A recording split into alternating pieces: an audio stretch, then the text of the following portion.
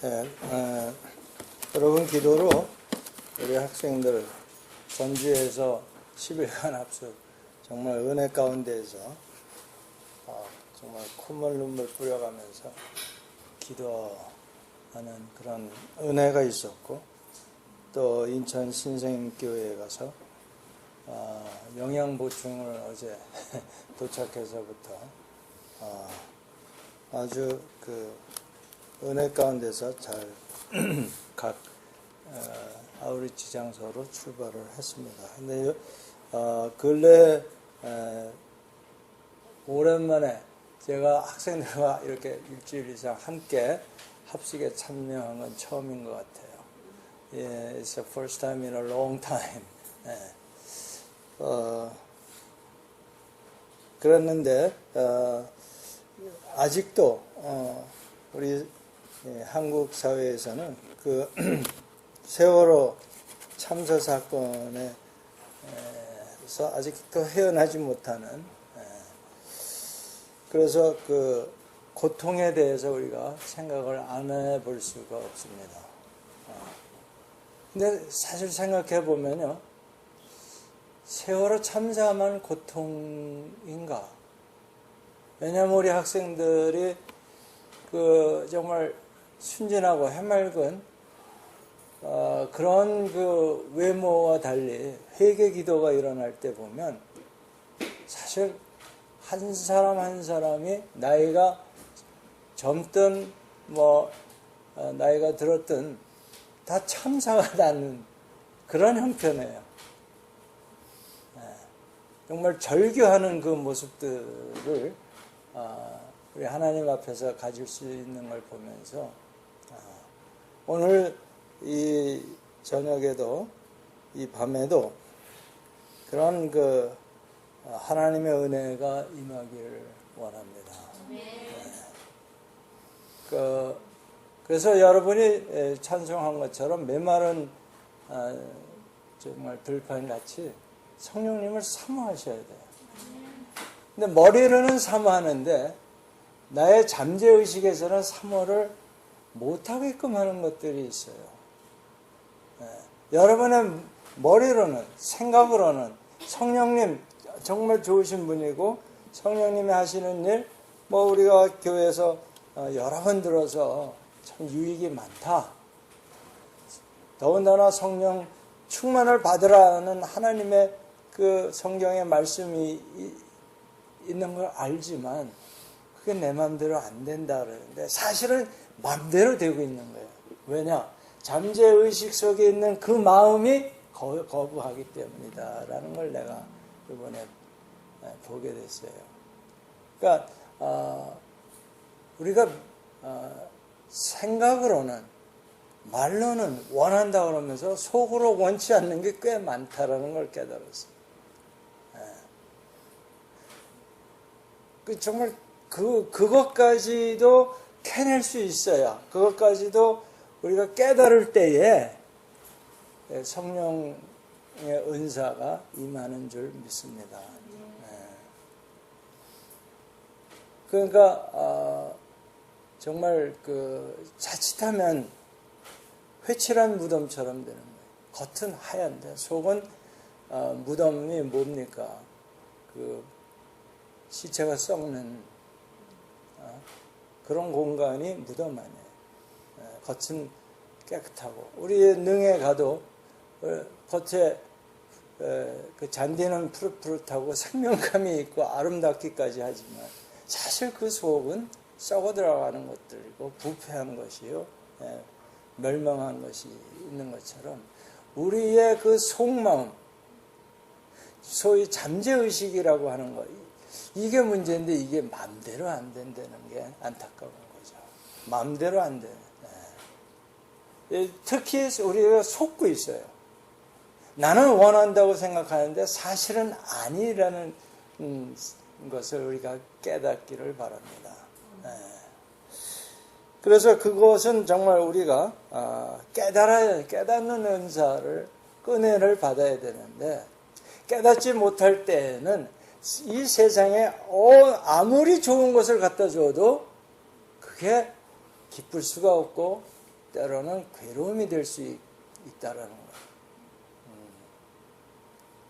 그래서 특히 시편에 보면 다윗도 거의 다 이 불평, 불만, 막 저주의 그 기도문을 쭉 써내려갑니다. 많은 시편에서 내가 시간이 없어서 일일이 거론을 못하지만 그런데 신기한 게 뭐냐면 중반쯤 지나면서 하나님을 찬양해요. 이게 무슨 의미인가? 아니 어떻게 그렇게 간사하게 한 입에서 두 가지 말이 나오냐. 불평이 어떻게 찬양으로 바뀌는가? 여러분 그 이상하게 생각되지 않았어요? 저는 시편을 읽을 적마다 와 다윗의 입이 굉장히 거칠구나. 엄청 뭐 그냥 심한 말도 막 저주까지 하는 그런 다윗이, 그러나 어느 시편이든지 보면 중반을 넘어가면서부터 감사와 찬양으로 바뀝니다. 오늘 이 밤에 우리의 인생이 정말 지금까지는 힘들고 고난이고 정말 많은 재해와 재난 뭐 이런 것들을 겪으면서 힘들었었는데 그것이 감사한 것이구나 라고 깨달을 때, 그게 깨닫기 전에는 성령님이 역사를 하실 수 없습니다. 왜냐하면 우리의 생각에, 속 생각에 묶여 있기 때문에, 성령님은 그 인격자이시기 때문에 우리의 속을 꿰뚫어 보시거든요. 그러니까 진심으로, 진정으로 원하지 않으면 성령님이 반응을 하시지 않으신다는 걸 깨달으시기 바랍니다.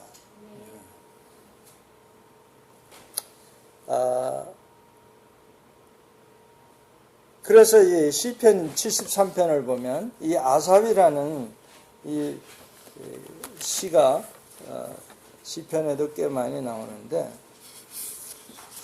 73편에 보면요.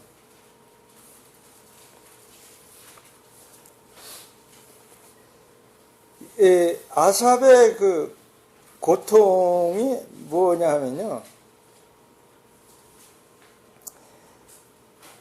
1절 하나님이 참으로 이스라엘 중 마음이 정결한 자에게 선을 행하시나. 벌써 이 삐딱한 말이 나왔습니다. 나는 거의 넘어질 뻔하였고 나의 걸음이 미끄러질 뻔하였으니, 즉 뭐냐면 실족할 뻔했다. 자빠질 뻔했다. 그러니까 믿음을 완전히 잃어버릴 뻔했다. 뭐 이런 말로 바꿔도 우리는 없을 것 같습니다. 근데 거기에서 끝나는 게 아니라 3절, 이는 내가 악인의 형통함을 보고 오만한 자를 질투하였으면, 질투시기하는 자신의 모습에 큰 그 고통을 가지는 거예요. 형제 자매를 관용하고 용서해야 된다고 하는 알지만 용서가 안 되는 나 자신이 참 그 한심하다, 안타깝고, 그래서 자포자기할 수밖에 없는 상태까지, 즉 자괴감에 빠지는 거예요. 나는 별 수 없구나, 나는 안 돼. 더군다나 성령님이 도와주시지 않으면 안 돼. 맞습니다. 그런데 왜 성령님이 못 도와주시나, 이거는 생각 안 해요. 성령님도 안 도와주시는 걸 내가 어떻게 해, 이러는데 사실은 나 때문에 안 되는 건데. 어떤 나냐? 내 잠재의식 속에 있는 나. 제가 결혼 주례 때 자주 쓰는 내 속에 있는 어렸을 때 상처받았던 그 아이가 어디로 갔으면 좋겠는데 그대로 있다 이거예요. 그 아이.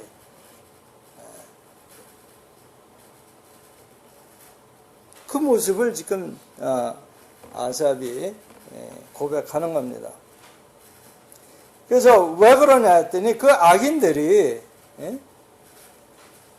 형통하는데 죽을 때에도 고통 없고 그 힘이 강건하며 그들에게는 보통 사람들이 당하는 고난도 없고 재앙도 그들에게는 없을 뿐만 아니라 교만하기에 짝이 없고 그들의 목걸이요 강포가 그들의 옷이며 살찜으로 그들의 눈이 솟아나며 그들의 소득은 마음의 소원보다 항상 많으며 그들이 바라는 것보다 더 많이 부를 쌓는다. 이쯤 되면 질투 안 할 수 없죠.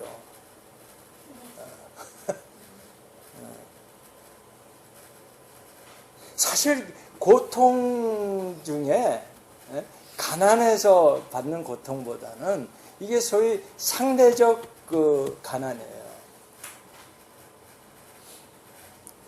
뭐야, 우리 평등하게 태어났는데 또는 소위 말하는 그런 엘리트 코스를 다 밟았는데 왜 나는 뭐 이렇게 하는 사람이 많지는 않겠지만 그런 사람들조차도 그럴 수 있죠.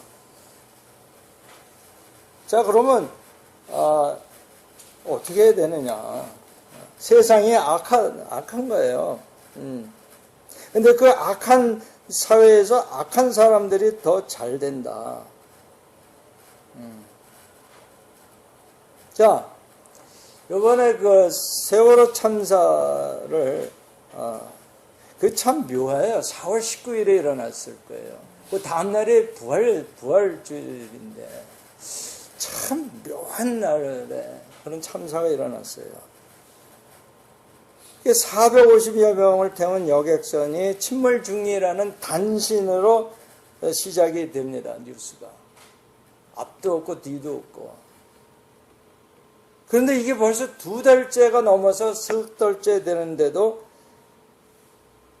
아직도 어떻게 이런 일이.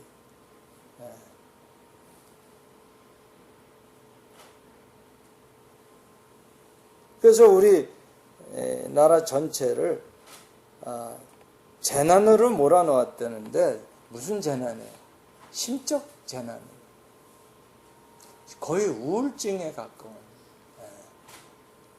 이런 재난을 우리가 겪으면서 여기서 남긴 교훈이 뭐냐? 세월호 참사.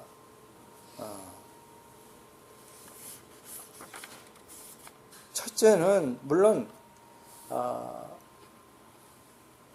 사회의 그 도덕적 불감증, 우리 안전 불감증이라고 하는데 사실은 그게 도덕적 불감증이에요.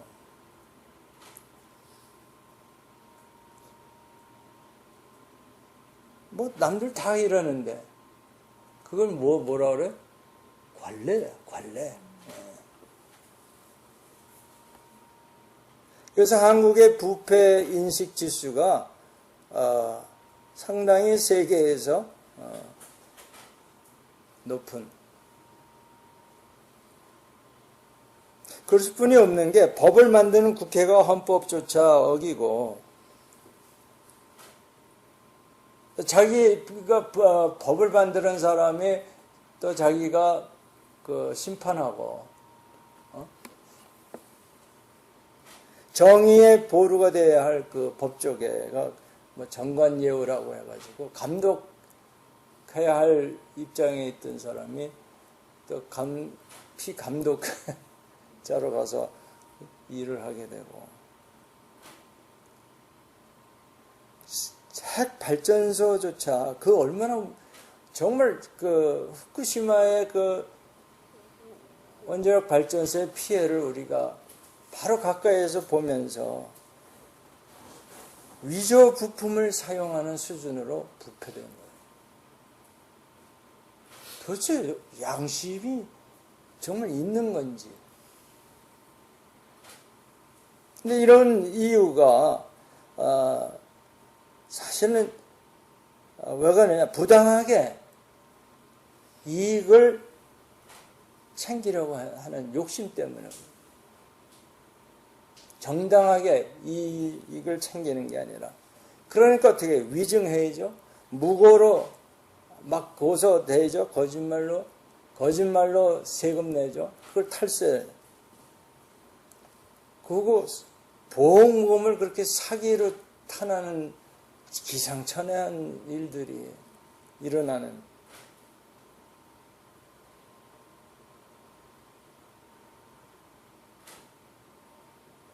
이거를 이제 문화라고 하는 거죠. 한국의 문화다.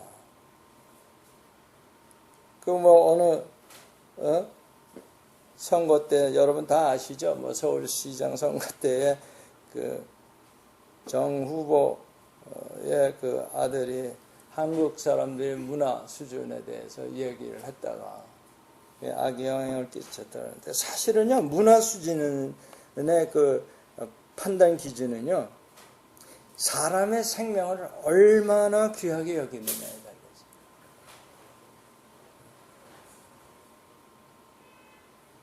미국은요, 자기네 그 국민이 6.25 때 한 4, 5만 명이 죽었다고 하는데, 그 중에 많은 사람이 북한 땅에 38선 휴전선 위에 묻혀 있었어요. 그걸 북한과 교섭해서 그걸 캐서 가지고 갔잖아요. 얼마 전에도, 작년에도 지속적으로. 그리고 장례식을 얼마나 장엄하게 치릅니까?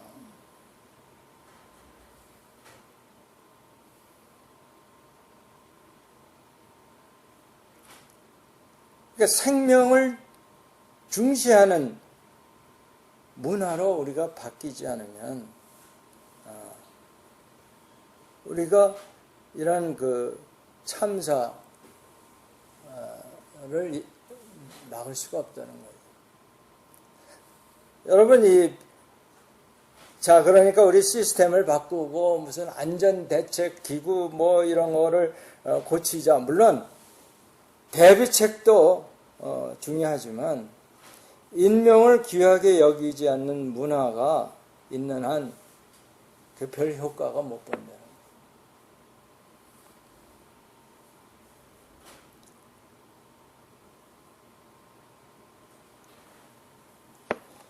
오늘날 재난과 재해를 대비할 필요가 더욱 커져서 우리 김봉원 목사님이 드디어 이제는 그 노숙인 그 구제 사역보다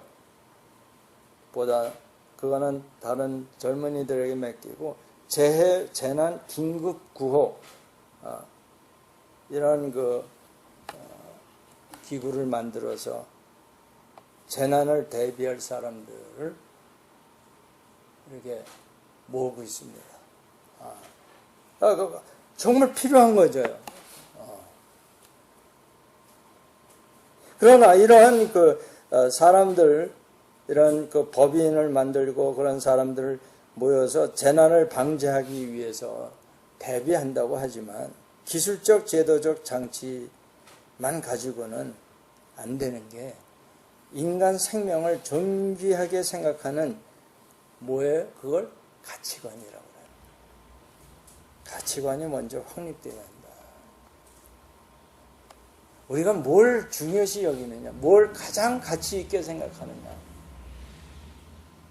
이게 확립되기 전에는 효과를 보기 어렵다.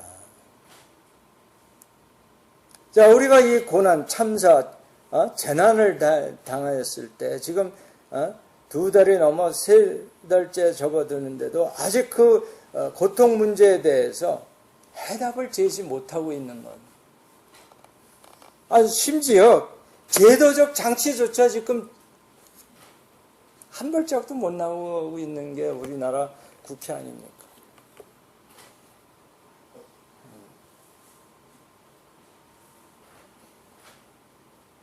왜 그럴까요? 아직도 인명을 중요시 생각지 않는다라고 볼 수밖에 없어요. 맨 다른 거 가지고 정신 팔려 있잖아요. 선교에서 이길 생각들만 하고 표를 어떻게 하면 더 많이 받을까? 이게 항상 먼저예요. 그렇게 혼나고 나서도 장관, 총리, 심지어 대통령까지도 그렇게 공격을 받고도 아직도 곧 다가올 선거에 표 계산하고 있는 거 아닙니까? 자, 그러면 누가 이것을 할 수 있겠느냐? 누가 이런 문화를 바꾸고 누가 이런 가치관을 확립해 나가느냐? 그리스도인뿐이 없어요. 왜냐? 하나님이 저와 여러분을 구원했을 때의 목적이 이 세상에서 잘 먹고 잘 살라고 하는 게 아닙니다.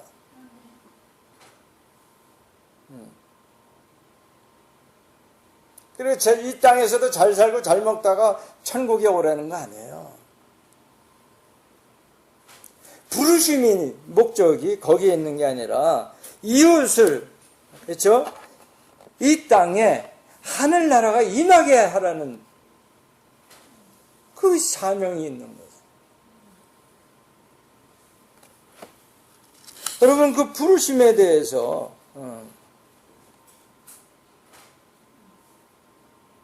잘 우리가 깨달아야 돼요. 오늘 깨달음의 말씀인데, 이웃의 고통을 줄여주고 이웃과 함께 아파하고 이웃을 행복하게 하라고 부르신 것이래요. 그걸 다시 말하면 뭐예요? 마태복음 5장에 나오는 빛과 이 세상의 빛과 소금이 되라는 거예요. 소금의 역할을 하고 빛의 역할을 해서 이 세상을 좀 밝게 만들어라. 부패를 방지해라, 이 뜻이에요.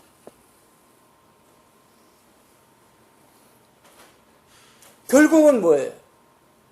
이 세월호 참사가 주는 의미는 그리스도인들에게 말씀하시는 거라고 볼 수 있는 거예요. 하나님의 섭리 속에서 너희들 크리스천들 1000만 가까이 된다며 4분의 25%가 너희가 영생을 가진 생명을 존중하는 사람들이라며 그게 크리스천이에요.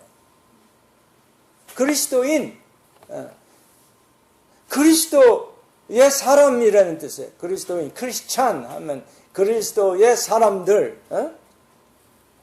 그럼 그리스도는 뭐냐? 생명을 굉장히 중요시 하시는 분 아니에요. 특히 인간의 생명을. 그것을 해야 할 첫 번째 그룹이 그리스도인이라는 거 아니겠습니까? 이거 정치인들에게 하는 얘기가 아니에요. 세월호 사건을 물론 우리 온 국민에게 하나님이 던지는 메시지가 있지만 그 중에서도 이거 메시지를 받을 수 있는 사람은 자칭 그리스도인이라고 하는 사람들이 받을 수밖에 없는 거예요. 왜냐하면 그리스도인이라는 게 뭐냐면 하나님의 그 절대권을 인정하고, 그렇죠? 그분을 경외하는 그런 사람들인데, 그렇다면 하나님을 즉 절대적으로 사랑하는 사람은 그 이웃은 사람을 사랑할 수밖에 없다는 거예요.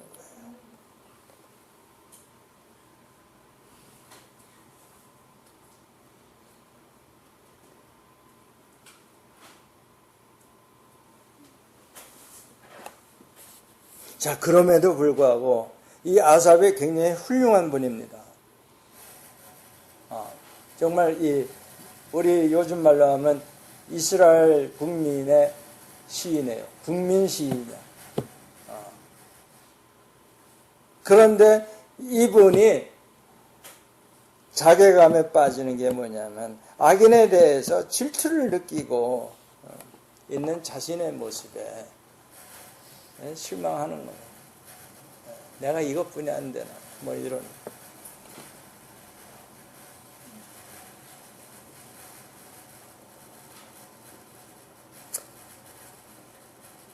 그래서 이 마음의 문제를 여기서 제기합니다. 1절에 하나님이 참으로 이스라엘 중 마음이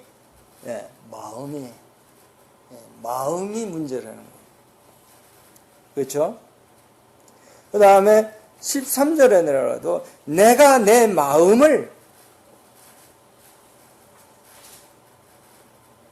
문제. 어떤 마음을 가져야 되느냐. 26절에는 내 육체와 마음은 쇠약하나 하나님은 내 마음의 반석이야. 그 마음, 내 마음이 도대체 어떻게 된 거냐.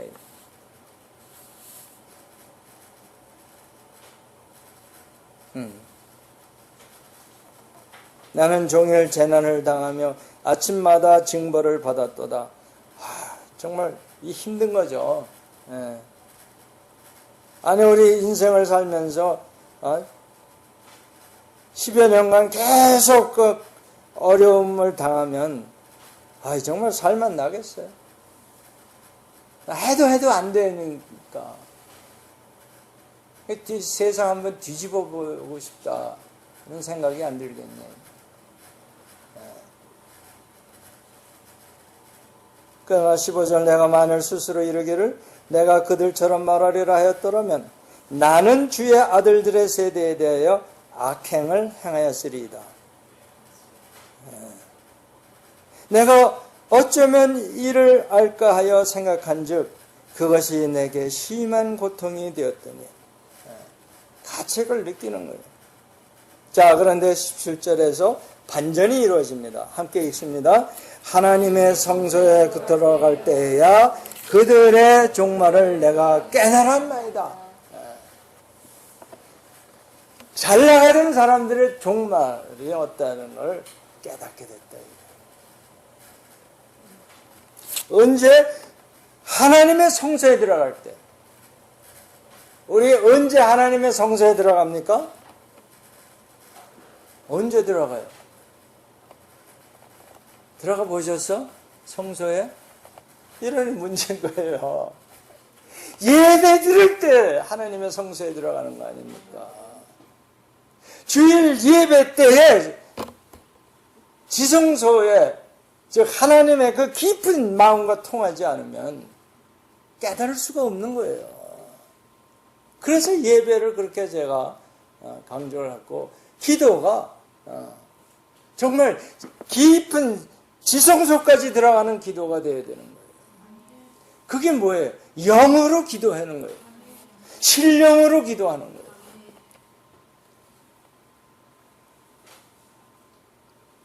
하나님의 성소에 들어갈 때 이게 구약에서는 눈에 보이는 성소가 있었고 하지만 오늘날에는 그게 성소가 어딥니까?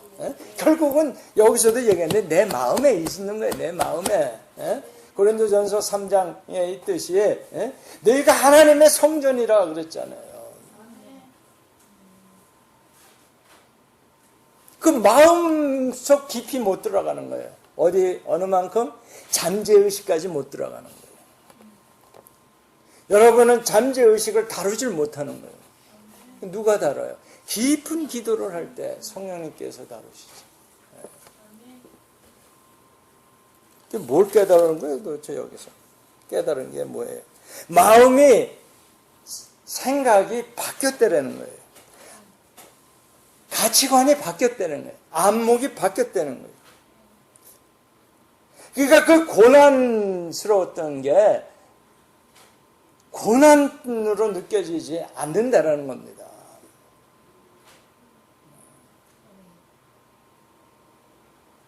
많은 사람들은 교회 다니다가 실족하는 사람들을 보면 이러한 말하자면 부조리라고 하는 죄에서 멀리 하는 사람들이 오히려 고난을 받고, 악한 사람들이 형통하는 것을 보면서 소위 실험 들어가지고 실수를 하는데, 가장 치명적인 실수가 이러한 모순적인 세상 일을, 환경을 보면서 신앙을 접어버리는 거예요. 하나님에 대해서 포기해버리는 거예요.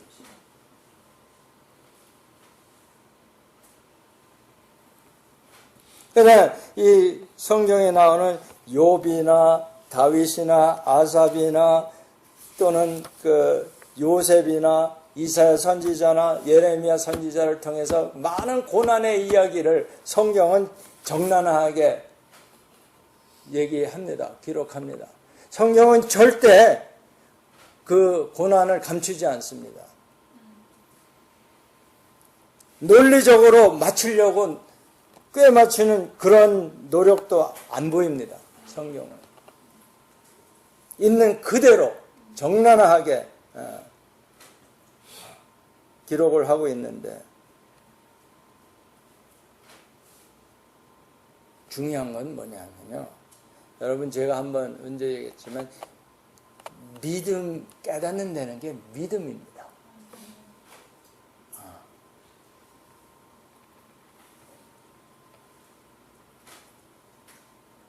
그래서 지금 뭐냐면 이런 환경, 재난, 재해, 고난, 이 억울한 고통, 이런 것을 넘어가라는 얘기입니다.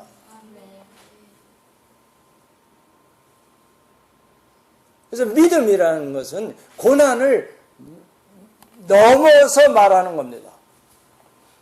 가치관이 다시 바뀌어서 말을 하는 거예요. 믿음은 고난을 넘어간다라고 제가 한번 새벽 큐티에 제가 전한 적이 있어요. 믿음은 고난을 넘어갈 때 말하는 겁니다. 고난을 못 넘어가면 그건 믿음이 아니에요. 그냥 고난으로 끝나는 거죠. 아니 몇 배 더 가중해서 고통으로 느끼죠. 그렇다니까 그걸 뭐라고 하냐면 소위 소망이라고 하는 거예요. 여기서 소망을 깨닫는 겁니다. 예? 아삽이 18절 주께서 참으로 그들을 미끄러운 곳에 두시며 파멸에 던지시니 그들이 어쩌여 그리 갑자기 황폐되었는가 놀랄 정도로 그들은 전멸하였나이다. 주여, 사람이 깬 후에는 꿈을 무시할 같이 주께서 깨신 후에는 그들의 형상을 멸시하시리이다. 내 마음이 산란하며 내 양심이 찔렸나이다. 내가 이같이 우매무지함으로 주 앞에 짐승이 오나 내가 항상 주와 함께하니 주께서 내 오른손을 붙드셨나이다. 이게 무슨 말이에요? 이게 무슨 말이에요? 23절. 내가 고난을 당할 때 주님이 가장 가까이 계신다 이 뜻이에요. 그래서 나를 찾아라 이 뜻이에요. 고난은. 애구고 죽겠네 그게 아니고 내가 너에게 가장 가까이 있다는 신호입니다. 이걸 깨달으셔야 돼요.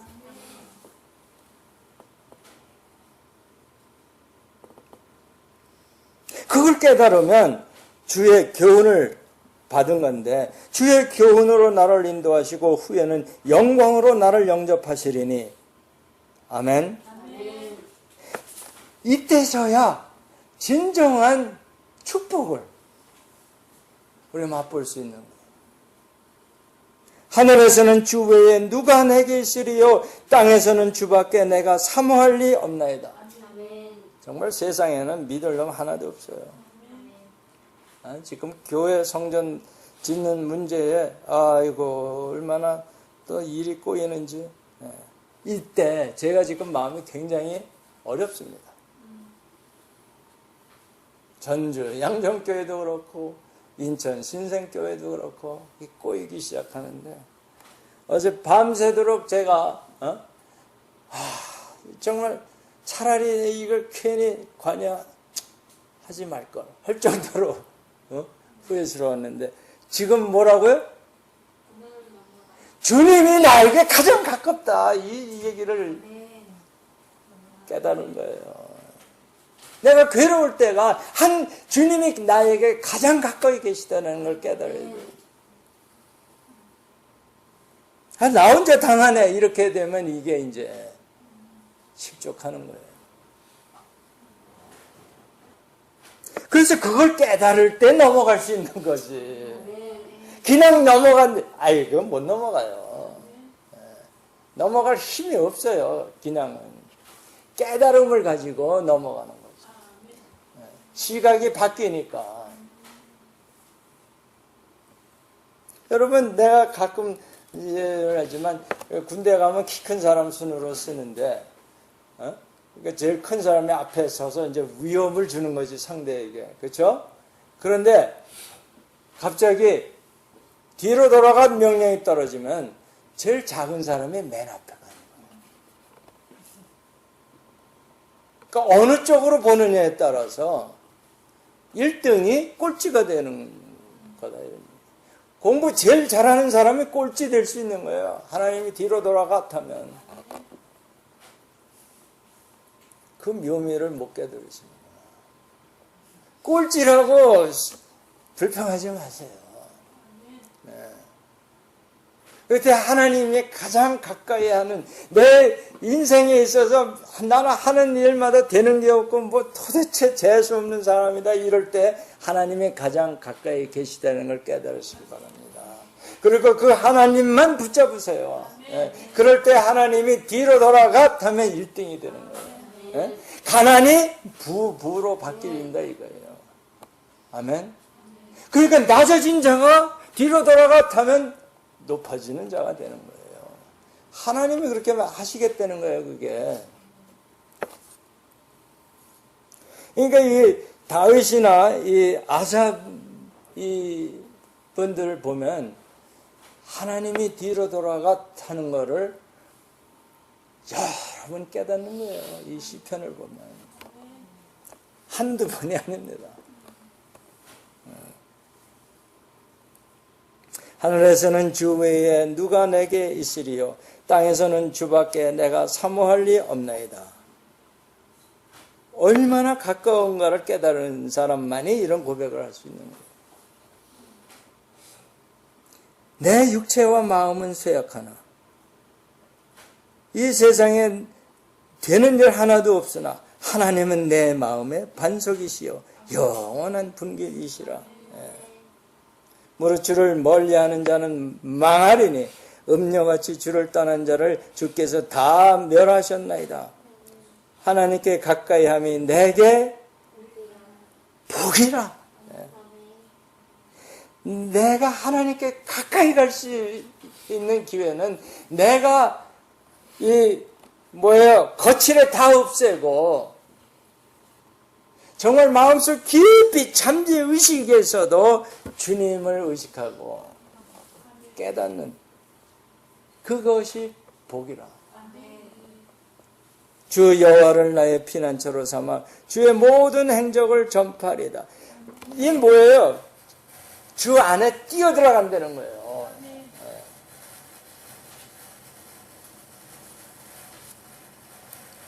여러분, 오늘 이 밤에 깨달음의 은혜가 임하는 줄 믿습니다. 지금까지 나는 왜, 우리 가정은 왜, 우리 회사는 왜, 아니 왜 우리 교회는 라고 불평을 하셨더라면 깨달으세요. 왜 우리 부모는, 왜 내 형제는 왜 힘들으셨다면 깨달으세요. 지금 하나님이 여러분의 자신뿐만 아니라 여러분의 가정을, 여러분의 하시는 직장을 바꾸시기 위해서 가까이 오신 줄 믿으시기 바랍니다. 그러면 평강이 임할 거고 기쁨이 임할 테고 감사가 절로 일어납니다.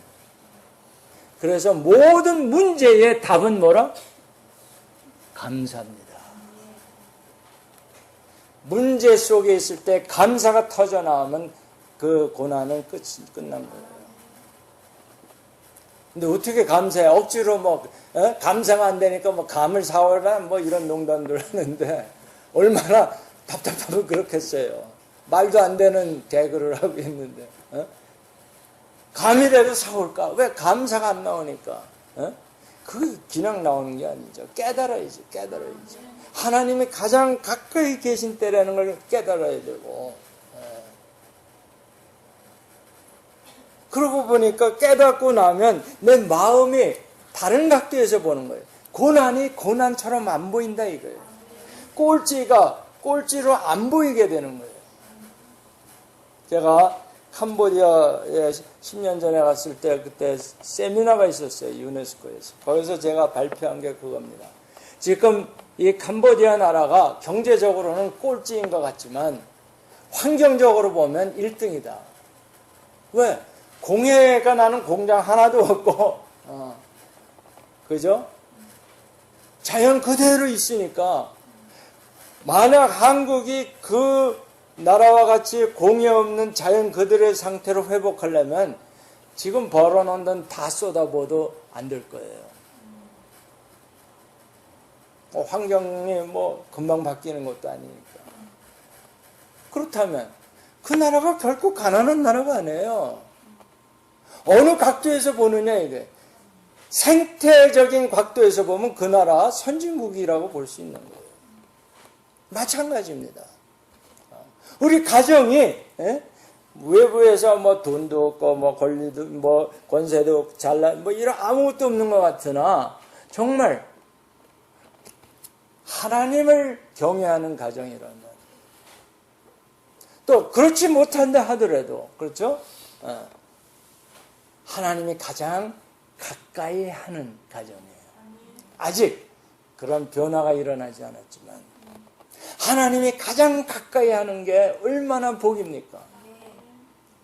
학생들하고 오래 있었더니 이제 인천공항에서 헤어져야 되니까 가까이 있자는 거예요. 가까이. 같이 가자는 얘기는. 가까이 하는. 가까이 있으려고 하는 게 뭡니까? 가까이 있으면. 그게 사랑이에요. 사랑하면 자꾸 보고 또 보고 점점 더 가까이 있기를 원하는 거. 원수는 될 수 있는 대로 멀리 아예 안 봤으면 좋겠는 게 원수. 증오, 원수. 그냥 하나님이 지금 가장 가까이 계신 때가 내가 고난당할 때라는 거예요. 그걸 깨달아야 돼요. 그걸 깨달아요. 내 원하는 대로 안 되고 오히려 나는 잘해보려고 정직하게 살려고 하는데 점점 더 어려워진다. 그때 그걸 어떻게 해석하느냐 하는 거예요. 그걸 어떤 눈으로 보느냐 하는 거예요. 여러분 오늘 이 깨달음만 확실하게 갖는다 그러면 정말 여러분의 삶은 영원히 감사가 넘치게 될 줄로 믿습니다. 자, 그래서 우리 학생들이 한 것처럼 이 마음을 열어야 되는데 마음에 꽉 눌려 있는 걸 열으려면 소리 지르는 게 제일 좋은 방법이에요. 그리고 앉아 있는 것보다는 서서 하는 게 자유스러워요. 그래서 우리 다 일어나서 주여를 이 지하실이니까 이 건물 떠나가도록 7번을 합니다. 주여를. 피아노 안 쳐도 돼요. 우리 다 같이 일어나서 주여를 정말 이 목이 쉬도록 이렇게 두 손을 드는 겁니다. 한 손 들면 이게 택시 잡을 때 하는 거고 두 손을 들어야 항복이에요. 자, 우리 다 같이 주여 7창을 합니다. 주여! 주여!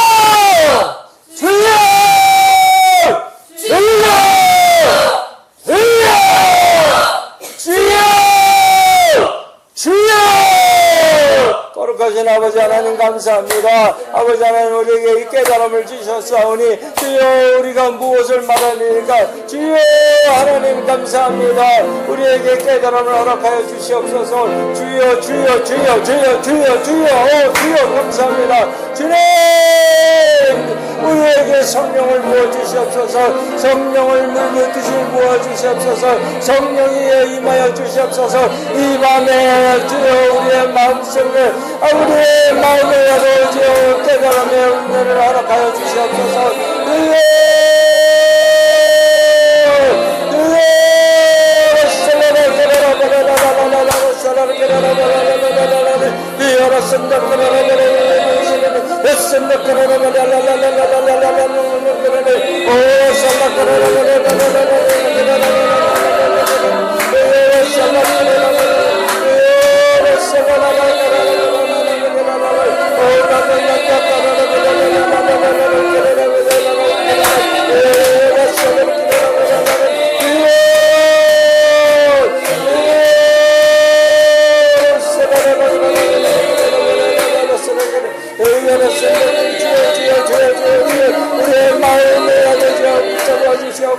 마음의 깨달음을 허락하여 주시옵고 아버지 우리의 고난이 있을 때에 주께서 가장 가까이 하심을 알게 하셨사오니